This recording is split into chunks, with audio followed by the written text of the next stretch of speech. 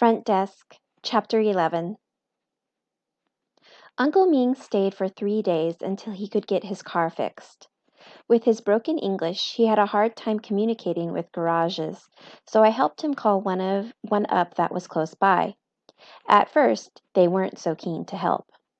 When they heard my voice, they said, "Sorry, we don't work on toy cars." I called back, and this time I borrowed a line from my customers. "I'd like to speak to the manager," I said. In the end, I got the manager to send someone over to the motel to take a look at Uncle Ming's car. The repair guy told Uncle Ming he had a radiator problem. They managed to drive the car over to the garage where they fixed it for him, but when it came time to settle, the bill Uncle Ming came horribly short.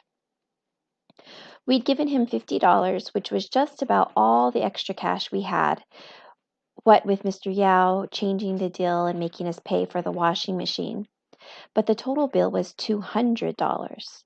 So when Uncle Ming tried something crazy, he tried to pay the rest in coupons. He'd been collecting coupons from all over. There were coupons for free chicken nuggets at McDonald's, free haircuts at Supercuts, and free frozen yogurt. There were even coupons for free foot massages. "You can't pay in coupons," the garage manager wailed. "What am I going to do with free foot massages?" "We'll take them," his mechanics blurted out from the back of the garage. "Please, sir," Uncle Ming begged the manager. "It's all I have." The manager looked at Uncle Ming for a while, and after much deliberation, he sighed. He took the $50 and the coupons, which he distributed to his mechanics. Everybody cheered. I couldn't believe it. We all waved as Uncle Ming drove away. He promised to return soon and to pay my parents back the $50. My dad told him not to worry about it and to focus on getting far, far away from the loan sharks. In school that week, Mrs. Douglas asked us to write a short story. I really wanted to write about the loan sharks, but I didn't know if that was too out there. So I tried to look around to see what other people were writing. Next to me, Jason was scribbling furiously, covering his words with his hand as he wrote. I leaned over, trying to peek at his writing, but Jason shifted his body, blocking my view with his arm. Great. Now he had an arm wall. He turned to me and hissed, "Stop it!" then narrowed his eyes at me. "Mia, eyes on your own paper, please," Mrs. Douglas frowned. She said it like I was cheating. I opened my mouth in protest, then closed it. I blew at my bangs in frustration instead and plunged my eyes down on the blank page in front of me. "Remember, show, not tell. Write what you feel, kids," Mrs. Douglas announced to the class. "If you're mad, write mad. If you're sad or you're worried, write sad and worried." I was all those things. I thought about Uncle Ming and his black eye and the way his voice rose and fell like a curtain when he said, "What do I do, buddy? They're going to kill me." But when I put my pencil down onto the paper, do you know what marched onto the page? Puppies and houses. At lunch, Lupe sat next to me picking at her turkey sandwich while I gobbled up my free school spaghetti. "Why were you looking at Jason's paper?" Lupe asked. "You don't like him, do you?" "Are you kidding? I can't stand him." "Good, because he's terrible," Lupe said. "You don't even know the half of it," I muttered, shaking my head. "So, what'd you write about?"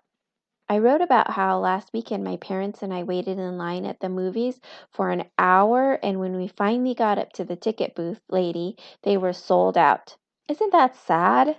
"That is super sad," I said, hoping one day that would be my super sad. "What about you? What'd you do this weekend?" she asked.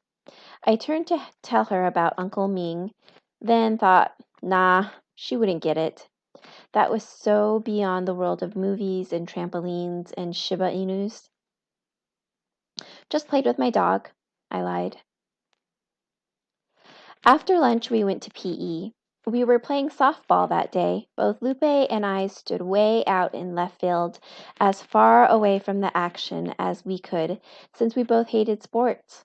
Actually, I don't really hate sports. We just didn't have any medical insurance, and my parents didn't want me taking any chances. What if you break your arm? My mom asked when I started going to school in America. What if a ball comes flying, hits you in the head, and you have to have stitches? Back in China, this would have been no problem as my uncle was a doctor. Whenever I got sick, he'd come over and take care of me. My uncle always wore his stethoscope around his neck, and when we left for America, he gave it to my dad to take with him. I wish I could take you with me, my dad said to his brother. I'm sure there are doctors in America, my uncle said with a chuckle. It turned out there were doctors, just not for us. So my mom made me promise every morning that I'd stay on the sidelines during gym class. It wasn't always easy to just stand and watch, but now at least I had Lupe with me. Today, we were so busy chatting, we didn't even notice when the softball landed right next to us. Lupe glanced at the ball and went right back to chatting. She didn't even pick it up. She must really hate sports. Chapter 12. Instead of going straight home after school that day, I took the long way back, stopping at various restaurants. I was collecting brochures for the front office. Mr. Yao may be an unbelievable cheapskate, but there were some free things we could do to spruce up the place, like putting flyers out for local establishments, or collecting customers' mailing addresses, which I'd already started doing. Anytime a customer checked in, I asked them for their home address, so if they left something behind, I could mail it back to them. I was in the middle of sorting through the mountain of brochures and menus when a slightly disheveled-looking white man walked up and tapped on the glass. He was tapping furiously, like it was an emergency, so I buzzed him in. That was when it hit me, the sour stench of sweat and alcohol. My throat tightened as the wave of stink crashed into the room. The man was completely drunk. I should not have buzzed him in.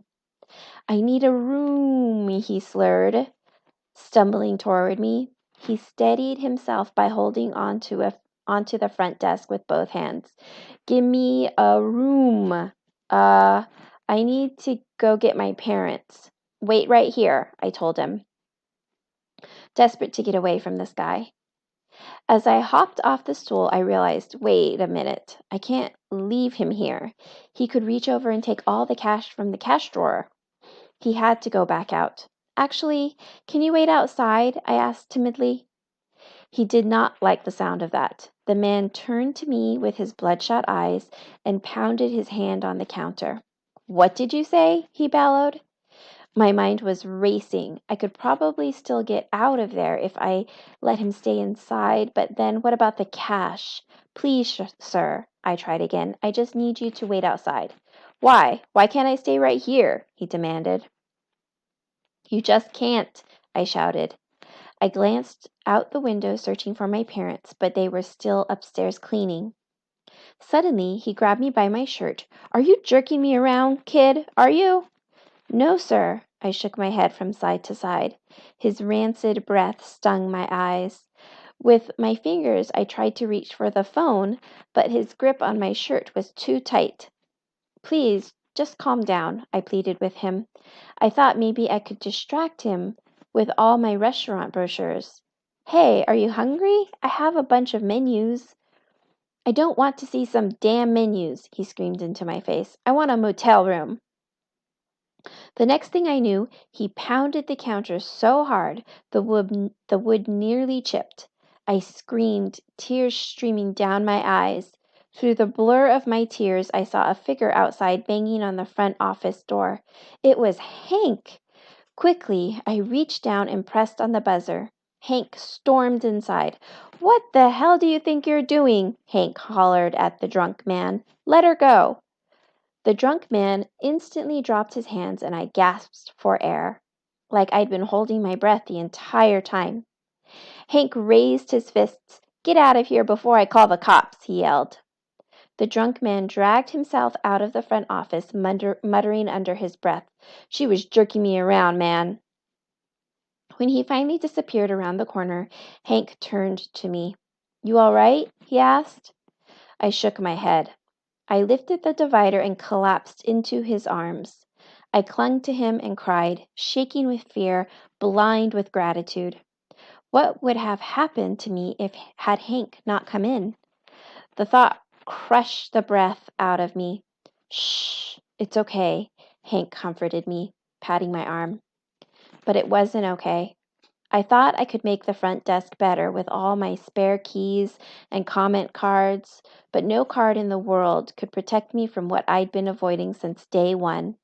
One wrong buzz, and it was all over. This was not just fun and games. This was dangerous.